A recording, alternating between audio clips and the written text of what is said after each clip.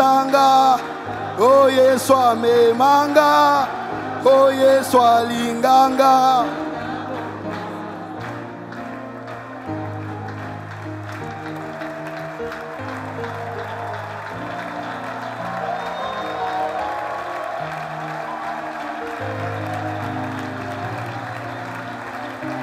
Alléluia. Est-ce qu'on peut encore mieux acclamer ce grand Dieu?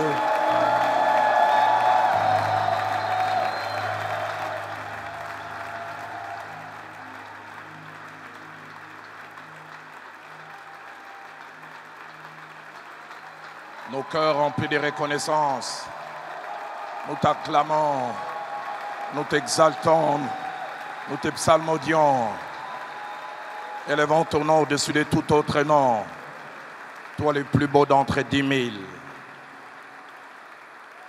Celui qui nous a retirés de la vaine manière de vivre, qui a fait tomber les écailles de nos yeux, qui nous a appelés d'abord au salut et qui nous a appelés aussi à son service. C'est lui qui a permis que nous soyons co-ouvriers avec lui dans l'œuvre du Père. Quel privilège! Merci pour cette réunion. Et merci pour le but et l'objectif que tu vas atteindre au travers de chaque intervention. Et te confions déjà cette première. Atteins tes buts. Au nom de Jésus, quelqu'un m'aide à dire Amen. Que Dieu soit béni.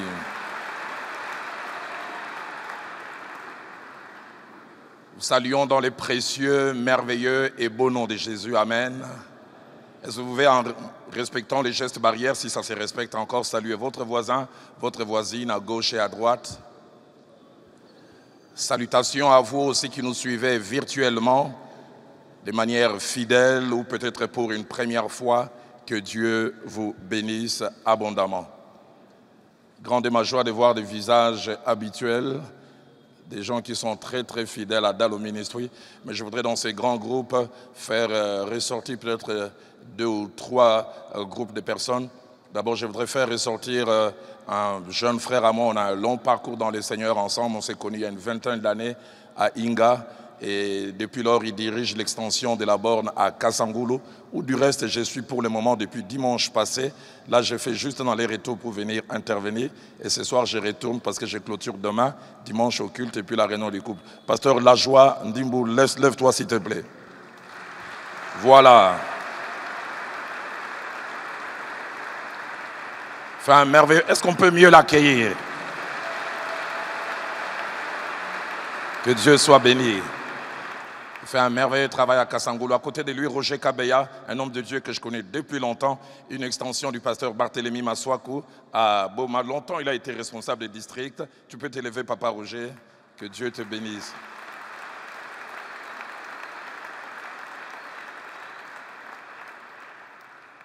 Merci beaucoup. Et puis je voudrais aussi accueillir nos amis des Brazza, toujours réguliers. Chaque fois qu'il y a dalle au ministre, ils sont là. À part eux, il y en a d'autres. Voilà, que Dieu soit béni. Et puis on m'a fait part de quelqu'un qui nous est très très cher. C'est un peu l'extension de dalle au ministre à l'est du pays, à Goma. Chaque fois que je vais là-bas à Goma ou à Bukavu, il arrête toutes ses activités, malgré qu'il est pleinement actif. Et il y a encore ici l'Infouka, pasteur, l'Infouka, que Dieu... Merci. C'est notre première réunion de l'an 2023. Et depuis la dernière réunion que nous avons eue au mois de décembre, j'avais un thème qui montait dans mon cœur et qui traînait. Je pensais qu'on allait le commencer ce mois avec Dr David Kateba, je pense pour 2 séances, et puis une séance avec le pasteur Grace Sumbela. Et ce thème a vraiment été déposé dans mon cœur. Le thème, c'est l'Église de la République démocratique du Congo, caverne de voleurs ou maison de prière.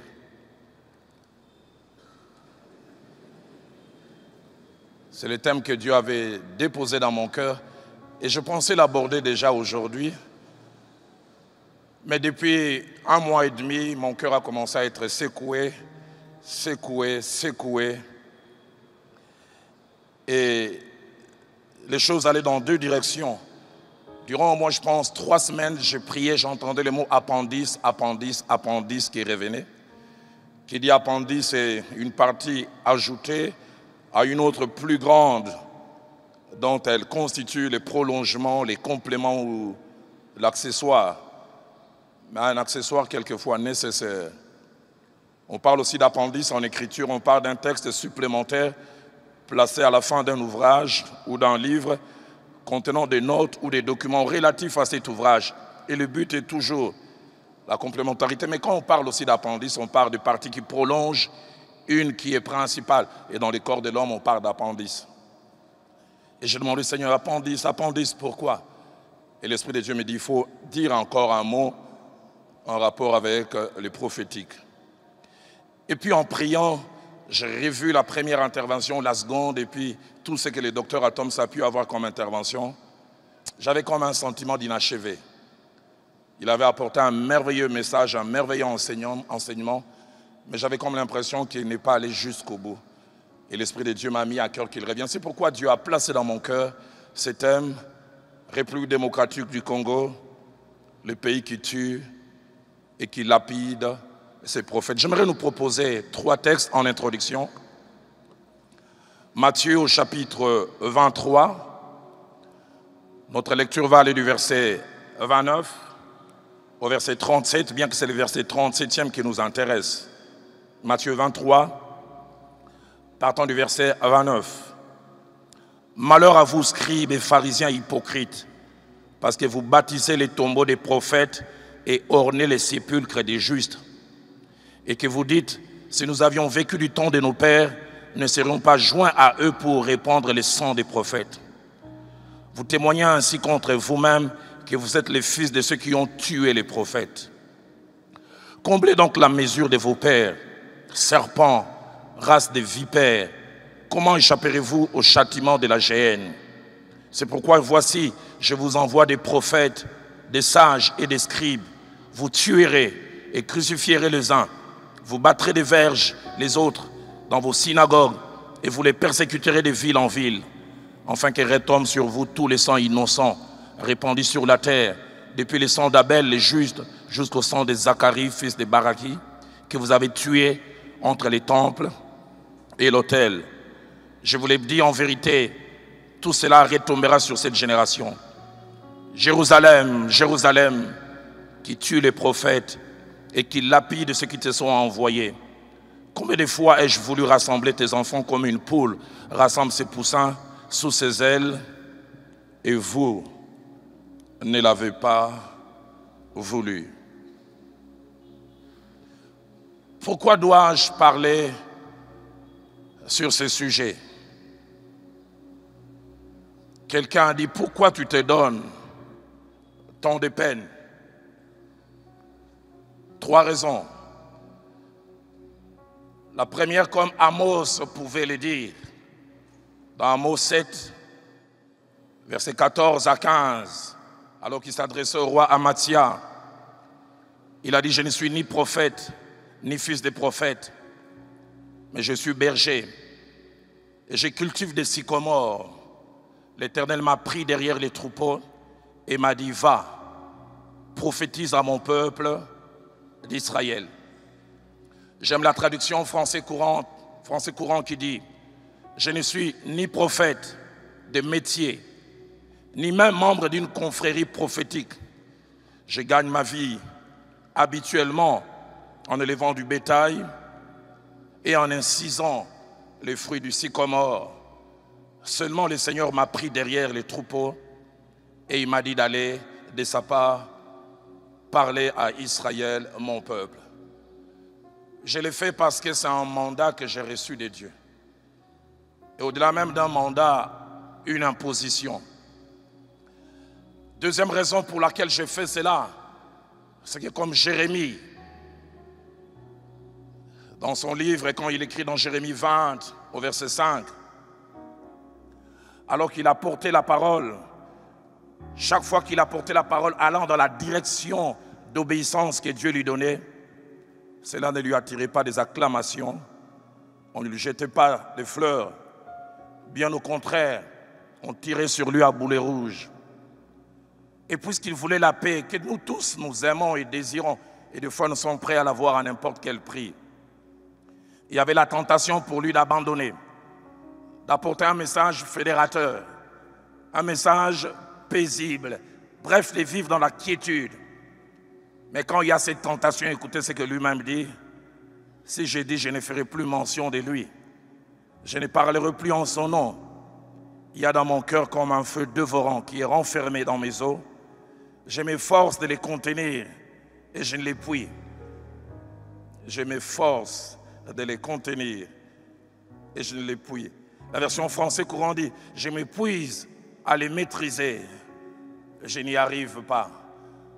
Je me souviens, j'en parlerai tout à l'heure avec la troisième raison, quand Dieu a commencé à m'amener à parler longuement sur une série, chaque fois il y avait l'intitulé de mon pays. Et on tirait sur moi à boulet rouge. Il y avait même des émissions à la télé spécifiquement. C'était moi à l'ordre du jour. Ma mère, avec sa petite voix, elle me parle en lingala, mais avec son accent tété là, et j'essaierai de traduire en français.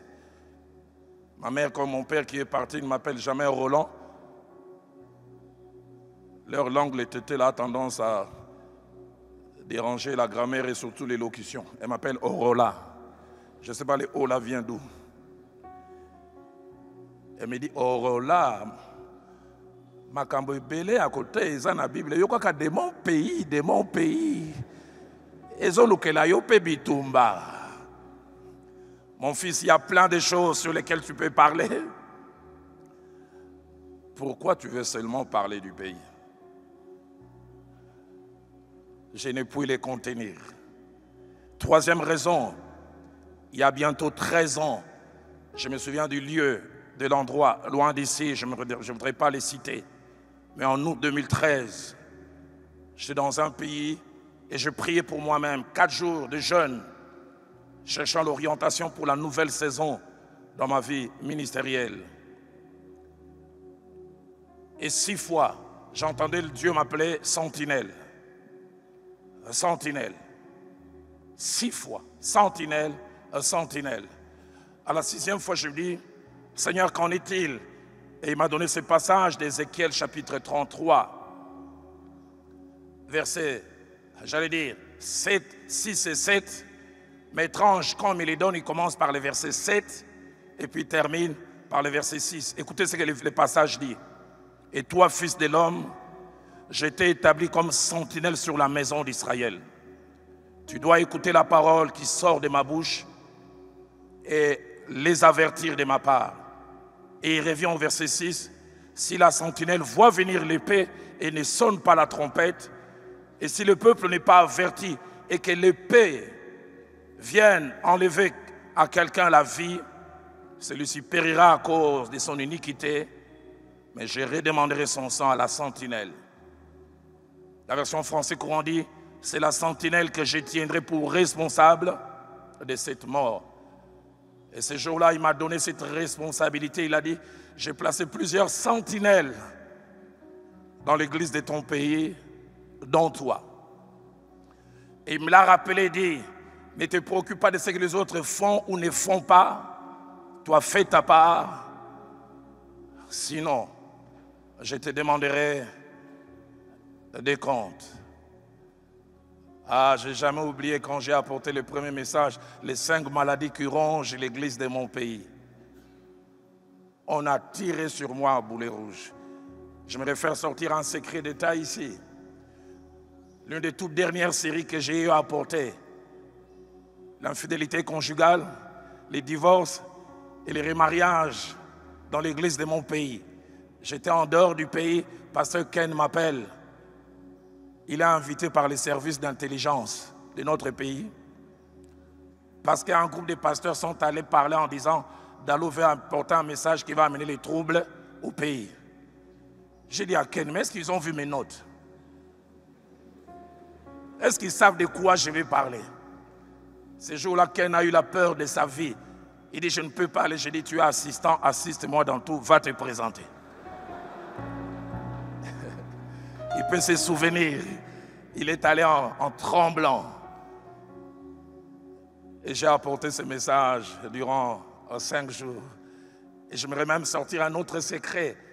Ces gens de ces services ont dit, habituellement quand vous avez vos réunions, nous venons incognito, mais nous voulons que tu saches, nous serons là. Nous allons écouter ce que vous allez dire. Je sais qu'ils sont là.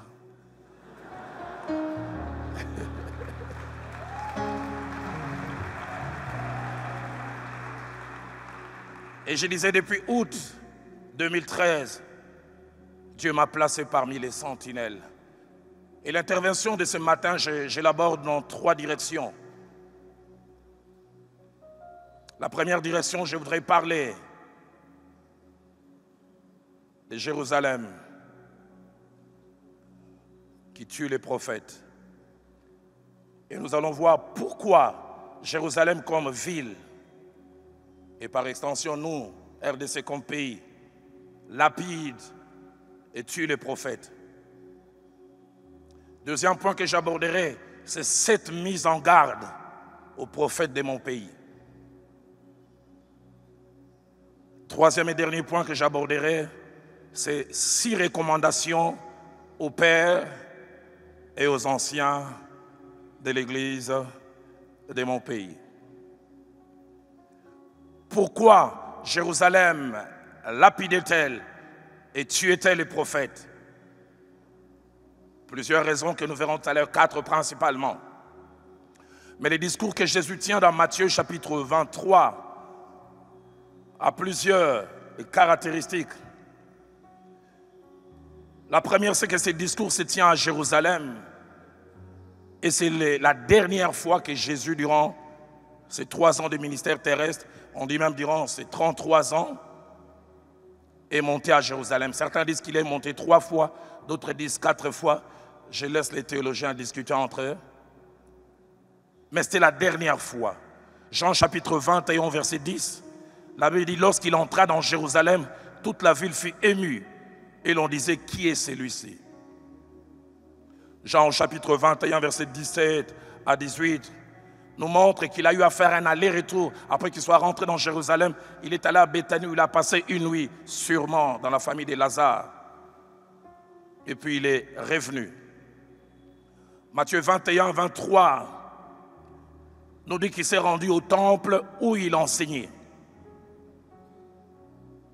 Et il a eu un enseignement qui a commencé de Matthieu 21 jusqu'à Matthieu 23, verset 39.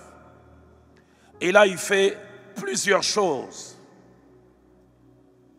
Dans Matthieu chapitre 22, verset 15, verset 23, verset 34 à 35, à 3 reprises, les pharisiens d'abord, les sadducéens, puis encore les sadducéens sont venus pour les tenter. Le verset 15 dit, alors les pharisiens allèrent se consulter sur les moyens de surprendre Jésus par ses paroles. Ils veulent lui tendre un piège. Matthieu 23, verset 1, là, veut dire alors Jésus parlait à la foule et à ses disciples. Il s'adresse à la foule et aux disciples principalement. Puis étonnant, alors qu'il s'adresse aux disciples et à la foule, les pharisiens et les sadducéens sont partis.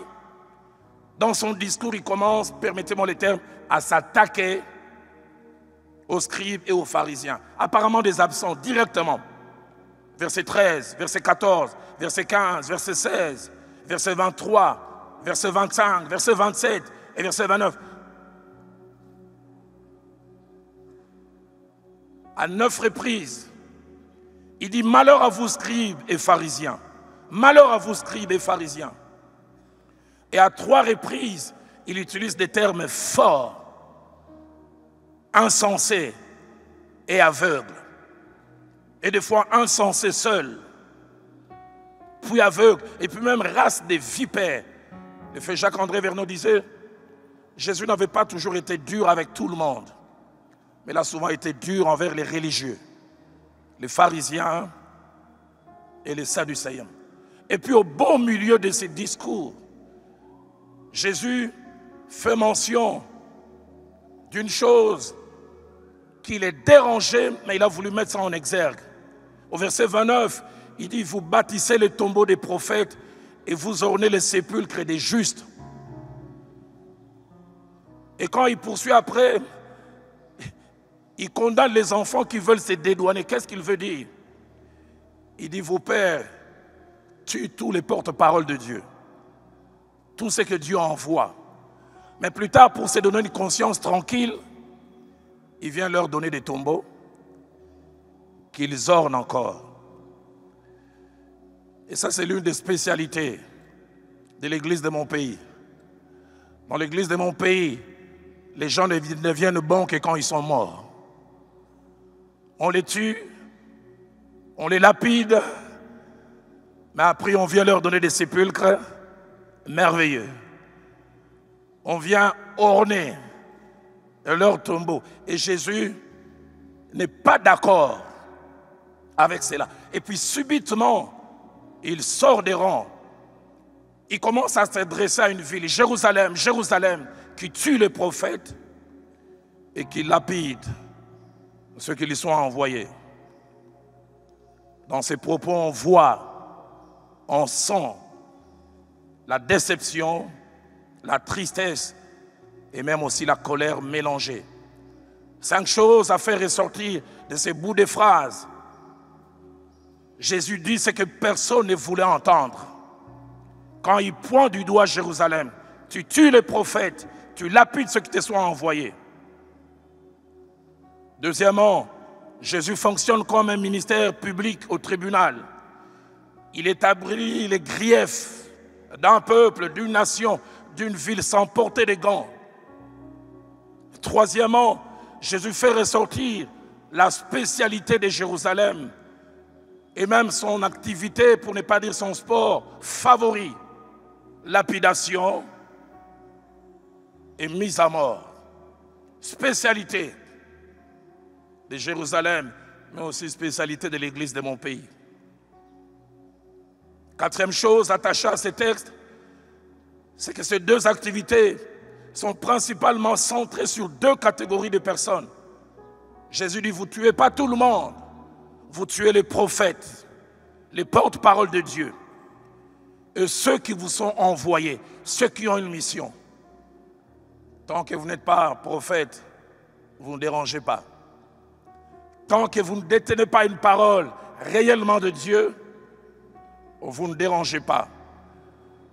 La version Louis II dit, vous tuez pour parler d'un acte subit. Mais la version des Sommeurs dit, vous faites mourir un processus. Des fois, Jérusalem ne tuait pas du coup, mais Jérusalem donnait la mort lentement et sûrement. Et ça, c'est la spécialité de l'église de mon pays. Ils savent tuer à petit feu, surtout aujourd'hui, avec Internet. 5e et dernière chose, Christ fait une chose. Il sait que ce qu'il dit est risqué, osé. Mais il s'est dit, je dois le dire. Je dois le dire. Parce que quelque temps après Jean 11, que j'aurais dû lire, je n'ai pas lu, versets 47 à 50, et puis verset 53. Quand il a ressuscité Lazare, ce qu'il reprochait à cette église est tombé aussi sur lui. La Bible dit les principaux sacrificateurs délibérèrent pour faire mourir Jésus. Lui aussi doit partir. La grande question est pourquoi Jérusalem lapidait-elle et tuait-elle les prophètes? Avant de répondre, je voudrais revenir à des merveilleuses notions que le docteur Atoms nous avait données. La première, c'est que les prophètes, en ces temps-là, étaient la conscience morale de la nation. Les prophètes avaient comme but de corriger les abus moraux, les abus comportementaux, les abus dans l'exercice du ministère, remettre les pendules à l'heure, proclamer les grandes vérités morales qui rattachent à Dieu. Deuxièmement, les prophètes étaient les défenseurs du sacré. Non seulement qu'ils prêchaient la morale pure mais il se battait au nom de Yahweh pour maintenir la vérité. Et la plupart des fois, à cause de cela, les prophètes étaient seuls contre tous. Mais je voudrais dire aux prophètes deux choses. La première, mon pasteur le fait Jacques-André Vert nous disait, un homme avec Dieu, c'est la majorité. Tu peux être seul et avoir 1000 en face. Quand tu as Dieu, tu es vainqueur. Tu peux être comme Élie au mont Carmel, seul, et tu as plus de 800 en face. Quand tu as Dieu, il n'y a pas match. Deuxième chose que je voudrais dire aux prophètes, ayez le courage. Vous connaissez l'histoire de la réforme. Cet homme s'est levé contre cette institution moribonde qui s'est éloignée de la parole de Dieu. Et il a affiché ces choses qu'il reprochait à cette institution. Il s'est caché à un endroit. On est allé les chercher. On lui a dit, Martin Luther, tu as un problème. Tout le monde est contre toi. Ceux qui ont écrit la biographie disent, Martin Luther est resté quelques minutes, puis il a relevé la tête, il a posé la question, qu'est-ce que vous avez dit? Ils ont répété, tout le monde est contre toi. Il a dit, allez dire à tout le monde, je suis contre eux. Ça, c'est un vrai prophète. Allez dire à tout le monde, je suis contre eux.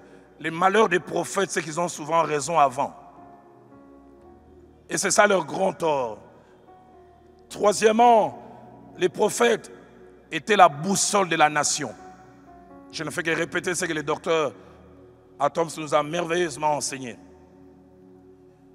Ils agissaient avec les sacrificateurs en aidant le peuple à rester dans le nord tracé par Dieu, rester dans le droit chemin. Et là encore, j'ouvre une parenthèse pour dire, des fois on peut s'égarer et individuellement et collectivement sans le savoir. Mais les prophètes peuvent venir et en parler. Quatrième et dernier rôle du prophète, il était le canal de la démonstration de la puissance de Dieu. Il était le canal par lequel Dieu prouvait, montrait qu'il était réel. Et pourquoi Jérusalem lapidait ces gens qui avaient ces 4 missions? Premièrement, parce qu'ils étaient corrompus comme peuple. Et ne voulaient pas entendre quelqu'un pointer leur égarement, les rappeler à l'ordre et leur dire ce qu'ils doivent faire et ce qu'ils ne doivent pas faire. Et c'est ça l'église de mon pays. On doit laisser les gens faire ce qu'ils veulent, dire ce qu'ils veulent, aller dans n'importe quelle direction, nous amener des pratiques et des doctrines qui n'ont rien de scripturaire, et on doit se taire. Un vrai prophète, et il parle. Deuxième raison pour laquelle Jérusalem ne voulait pas écouter et pour laquelle il tuait, c'était l'orgueil. Ils pensaient connaître et ils estimaient qu'il n'y avait personne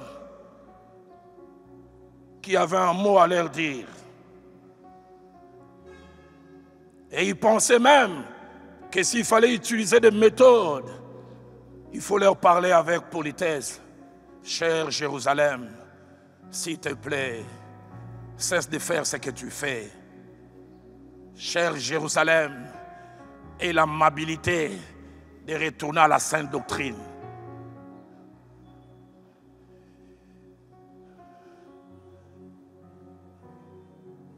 Mais nous le verrons avant de finir.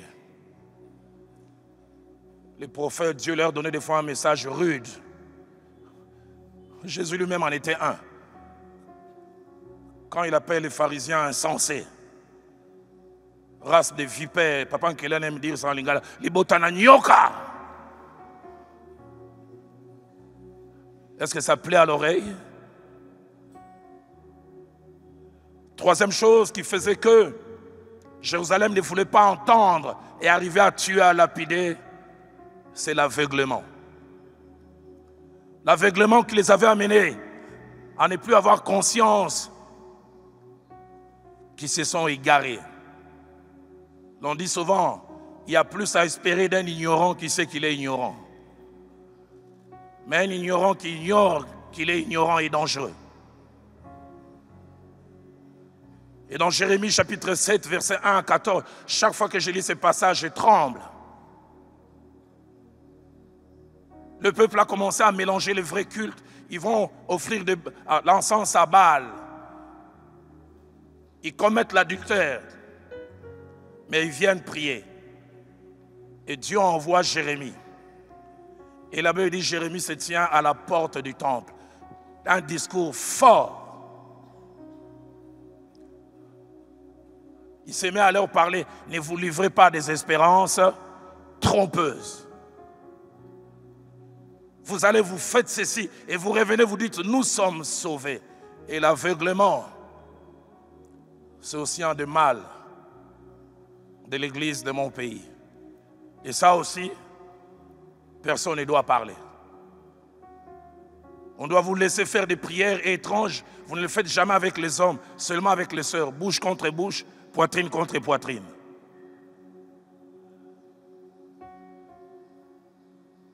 On doit vous laisser faire ce qu'on apprend, l'onction d'huile. Vous ne mettez jamais l'onction sur les hommes, toujours sur les jeunes filles. Et ça, on doit laisser. Troisième raison pour laquelle Jérusalem tuée et lapidée, c'était la suffisance. Ils pensaient connaître, tout connaître, et n'avoir rien à recevoir des personnes. La Bible dit la connaissance enfle. Enfin, faut-il aussi encore connaître. Mais j'aime 4 personnes, que dis-je, 3. Et puis mon Seigneur, en rapport avec la connaissance. La première personne, c'est l'apôtre Paul, 1 Corinthiens chapitre 13, verset 12. Il ne parle pas comme ça au début de son ministère. Il parle même quand son ministère est avancé. Il a fait des exploits. Mais écoutez ce que Paul dit. Je connais en partie. Je connais en partie. Celui qui dit qu'il connaît en partie, écrivant aux Éphésiens, dit en lisant ses écrits, va vous représenter l'intelligence que j'ai du mystère de Christ. Parlant de lui-même, il dit, je connais un homme, je ne sais si c'est dans sa chair ou dans son esprit, qui est allé jusqu'au 3e ciel et qui a entendu des choses ineffables, qui n'est pas permis à quelqu'un d'entendre. Mais cet homme, au soir de sa vie, dit, je connais en partie. Chaque fois que je lis ça, je dis, si Paul connaît en partie, alors moi je suis un analphabète spirituel.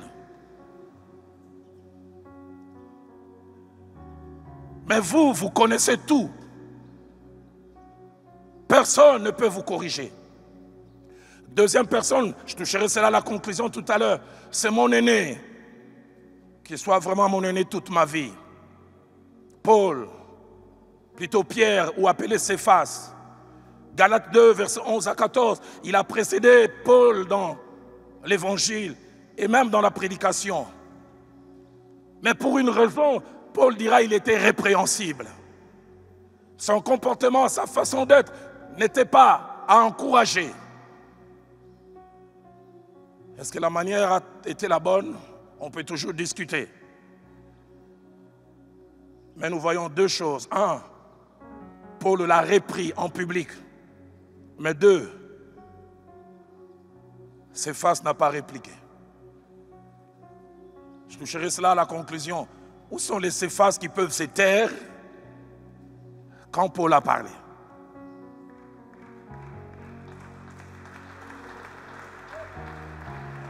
Où sont les Céphas qui peuvent avoir l'humilité de dire, il a raison?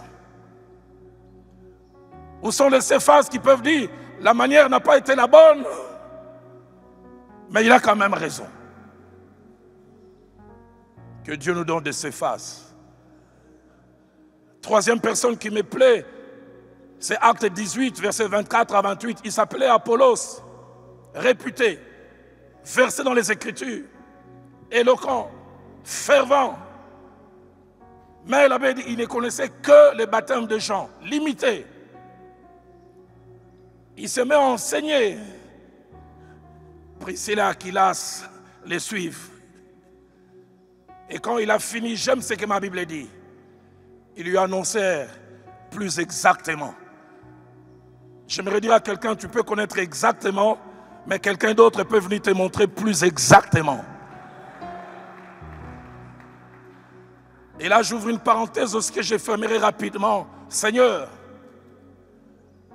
donne-nous des Apollos qui savent accepter que des Priscilla et Aquilas leur parlent. Mais je toucherai cela avant la conclusion. Donne-nous aussi des Priscilla et Aquilas qui ne nous exposent pas aussi en public. Priscilla et Aquilas, ce n'est pas toujours nécessaire d'arrêter Apollos en plus. Hey, Apollos! Moi, je défends la doctrine Apollos. Ce que tu as dit là n'est pas bien. Vous savez, malgré notre spiritualité, nous avons un ego, une âme et des émotions. Et dans les ministères, vous n'avez aucune idée, il y a des blessés de guerre.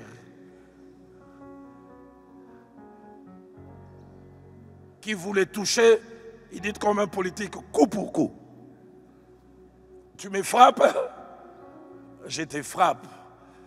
Seigneur, donne-nous des gens qui peuvent avoir la patience de laisser Apollos se finir et puis venir l'enseigner. Ce n'est pas impossible, parce que la Bible dit qu'après Apollos est devenu meilleur, qu'Apollos est remonté. Je vous avais dit ça hier, mais je voudrais ajouter quelque chose.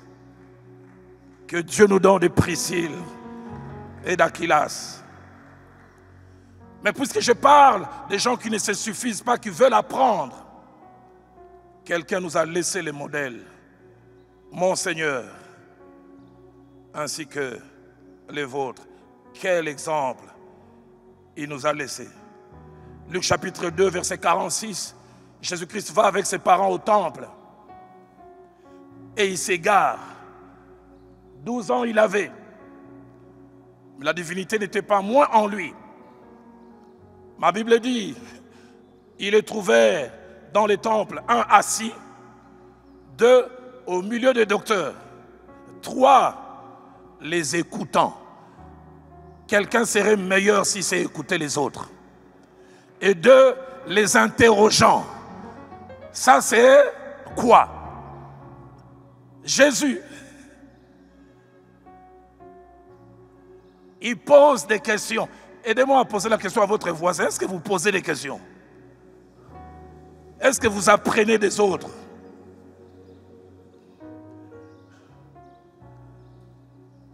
Alors je vais au deuxième point. Mise en garde aux prophètes de mon pays. L'église dans notre pays a commencé en 1878. La première église bâtie en dur, c'est en 1891, 91, Sims. Certains connaissent ici à Kitambo. L'évangile dans notre pays a 300 et quelques années. Mais le vrai évangile avec une propagation plus grande n'a pas plus de 100 ans. Avec le message évangélique qui a commencé par le nord, est du côté du Katanga, à l'est, au nord-est aussi, Bukavu, Goma, et puis une partie un peu au centre. Pour ceux qui ne le savent pas, au moment de la colonisation, on a scindé les pays en donnant une certaine obédience que je n'aimerais pas mentionner ici, la priorité d'une partie, la grande partie de l'Ouest. Et petit à petit, l'évangile a commencé à prendre place. Mais en étudiant de manière profonde, on se rend compte que les vrais mouvements évangéliques, avec une plus grande propagation, datent d'à peine 50-60 ans. Pourquoi je dis cela? Je dis, à la fois nous sommes exigeants envers notre église, mais à la fois nous oublions, nous avons une église jeune, qui ne fait que commencer, qui fait le premier pas. Il a fallu les années 60, vers la fin, avec Haïdi Nabala, que les mouvements s'élargissent. Fait Jacques-André Verneau 64, avec le mouvement pentecôtiste. Des 80 jusqu'à 90, avec les groupes de prière, qui ont grandi et qui sont aujourd'hui devenus les églises. Et la plupart des églises de réveil, c'est des anciens groupes de prière. Mais au-delà de ça, quand on regarde dans l'histoire du prophétisme, le prophétisme n'a même pas 30 ans dans notre pays.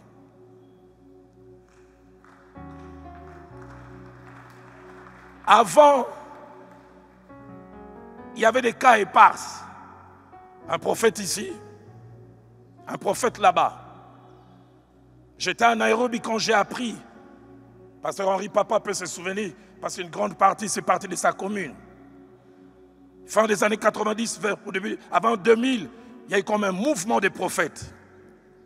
Il n'y en avait pas avant. C'était même pas évident d'appeler quelqu'un prophète. Quand j'ai grandissé vers les années 80, le seul prophète dont j'entendais parler, c'était le prophète Daniel Kawata. Et fallait-il encore l'accepter? Je me souviens, un jour il est venu dans une église, je ne me pas citer laquelle, il devait prêcher, le pasteur a dit, tu ne te présentes pas comme prophète, dis pasteur.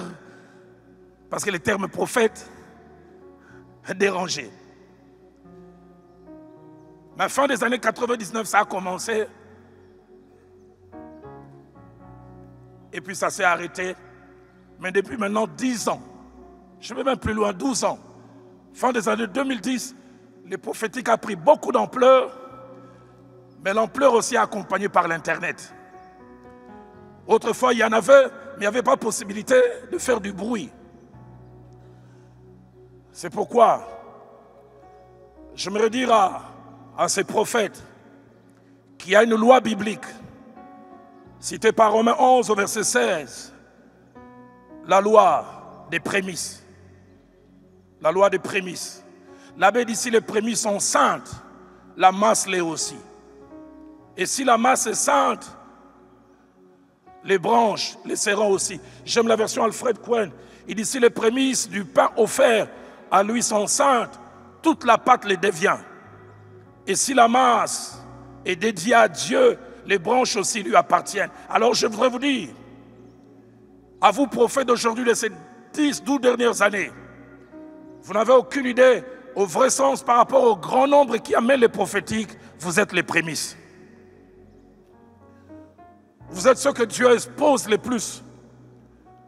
Vous êtes ceux qui donnent le premier modèle. C'est pourquoi j'aimerais vous faire cette deuxième recommandation. Faites attention. La manière de se comporter des prophètes futurs dépend de vous les prémices. Plusieurs n'ont jamais vu ça. Ils commencent à voir ça. Et malheureusement, les jeunes gens voient du prophétique faux, du prophétique manipulateur, et ils croient que c'est ça. J'aimerais vous dire, prophète, si des jeunes gens se perdent demain, mon Dieu vous demandera des comptes. Pour les jeunes gens, les prophétiques, c'est simplement donner des numéros de téléphone. 081 528 17. Et après.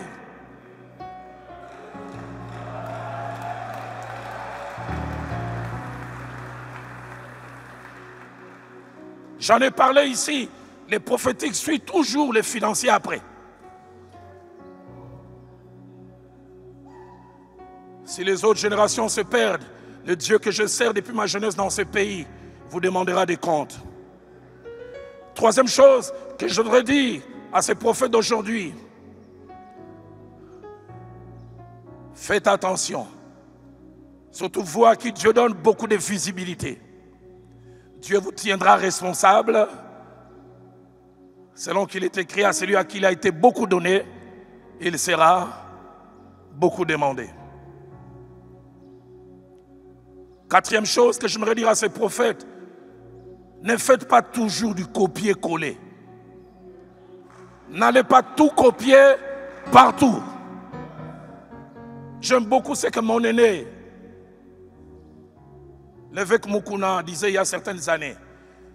Il disait en lingala, tango bo utaka Nigérian, biloko mususu botika na aéroport, bokuta na ngona ngilité.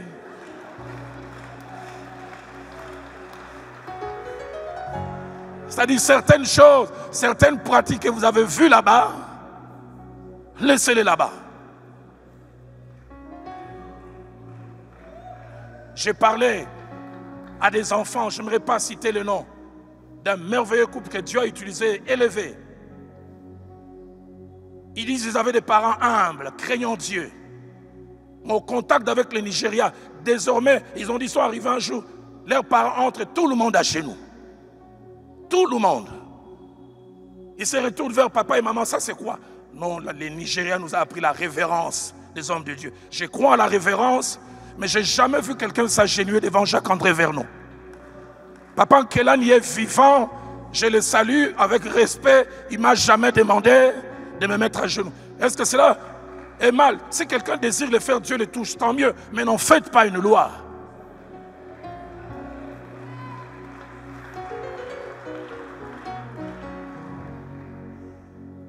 J'assume cela. Le Nigeria nous a beaucoup apporté sur le plan évangile, mais le Nigeria a aussi beaucoup détruit. Cinquième chose que j'aimerais dire aux prophètes, je l'ai presque dit tout à l'heure, soyez ouverts comme Apollos. Vous connaissez exactement, mais on peut vous apprendre encore plus exactement. Qu'il y ait des prophètes qui ne sont pas ouverts, ils font ce que l'apôtre Paul dit dans 1 Corinthiens 4, verset 8. Paul dit, si déjà vous régnez, qu'avons-nous à vous dire? Il y a des gens qui règnent déjà, on n'a rien à leur dire. Sixième chose que je voudrais dire aux prophètes de mon pays, c'est que le Dieu de la Bible ne frappe jamais sans avertir. Apocalypse 2, verset 5. Il a vu les égarements dans l'église d'Éphèse. Il dit, souviens-toi donc d'où tu es tombé. Répands-toi et pratique tes œuvres. Sinon, je viendrai à toi et j'ôterai ton chandelier de sa place, à moins que tu ne te répandes. Et dernière des choses que j'ai dit aux prophètes de mon pays. Apprenez avant qu'il ne soit trop tard. Proverbe chapitre 29 au verset 1er dit, un homme qui mérite d'être repris et qui raidit les coups sera brisé subitement et sans remède. Malgré que la méthode n'était pas bonne, Céphas, Pierre, a accepté parce qu'il a réalisé qu'il méritait d'être repris. Un homme qui mérite d'être repris et qui raidit les coups sera brisé subitement.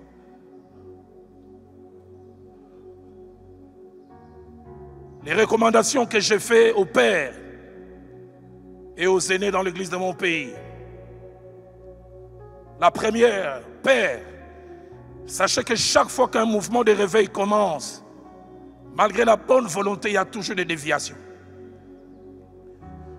Tous ceux qui ont étudié le mouvement de réveil dans l'histoire, ils se rendent compte qu'il y a toujours des déviations. Et même dans l'église primitive, le temps nous manquerait. 2 Thessaloniciens chapitre 3, verset 10 à 11.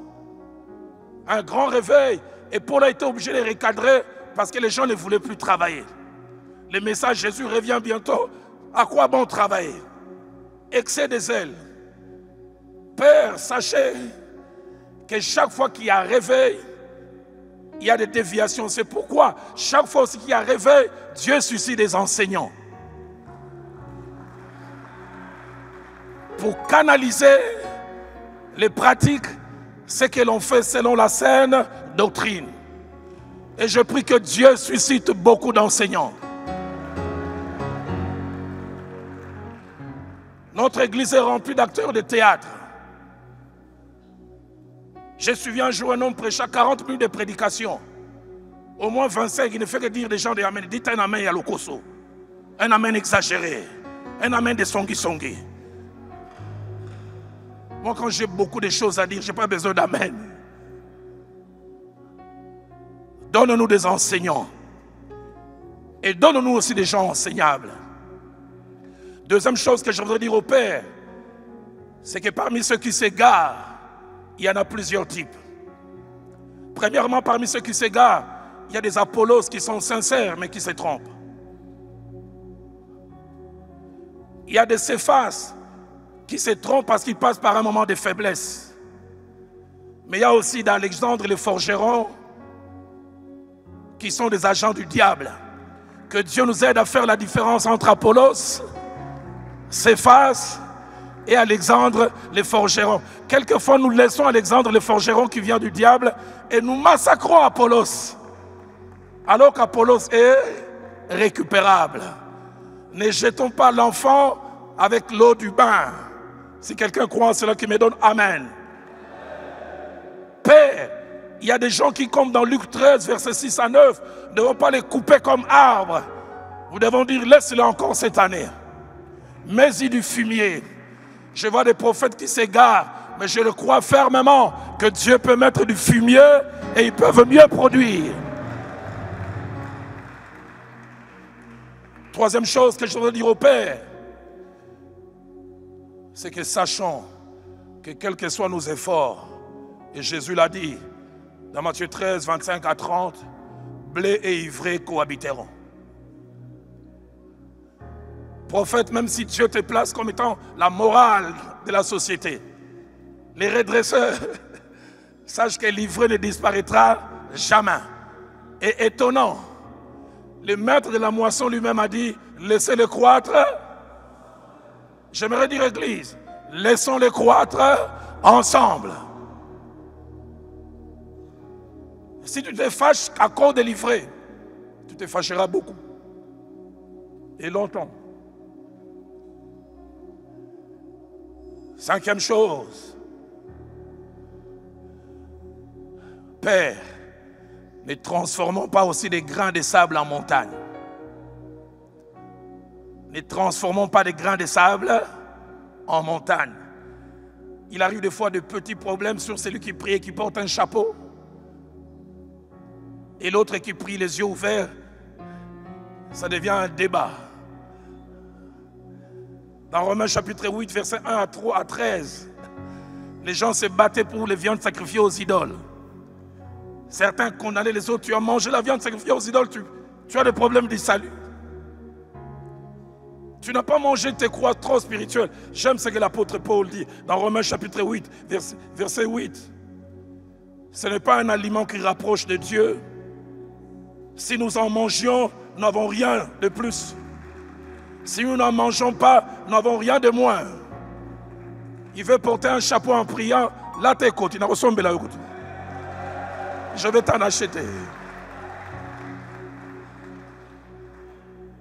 Tu estimes que ce n'est pas nécessaire, mais moi je ne porte pas de chapeau. Et je me récite pour ceux t'encourageant à ne pas porter de chapeau. Mais si dans ton cœur le chapeau est nécessaire, tu es un chapologue, chape.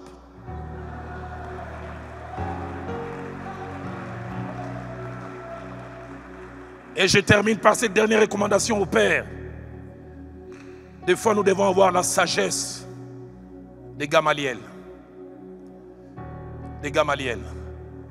Il y a des choses à ne pas combattre. Des fois, nous devons dire comme Gamaliel, dans Actes 5, verset 35 à 39. Ne vous occupez pas de ces hommes. Laissez-les aller. Si cette entreprise vient des hommes, elle se détruira. Mais si elle vient de Dieu,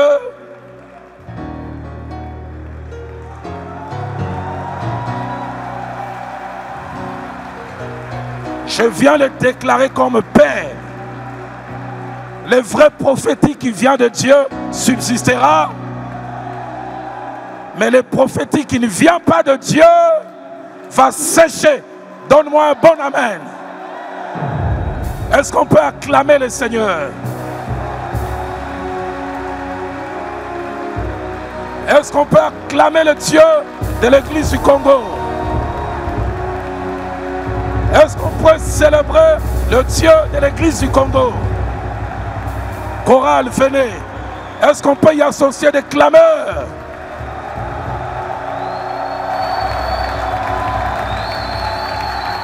Est-ce qu'on peut bénir Dieu pour cette église? L'église pour laquelle les missionnaires ont payé de leur prix. l'église de Papa Idina Bala, l'église de Jacques-André Verneau, l'église de Papa Nkelani, l'église de Makantou, l'église de l'évangéliste Diafouila, l'église de nos aînés. Est-ce qu'on peut bénir Dieu pour cette église?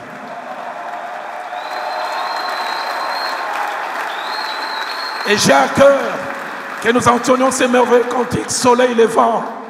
Et nous prierons pour l'église de mon pays. Et le pasteur Henri Papa va venir sceller nos prières. Nos mains levées, nous chantons avec eux. Soleil levant.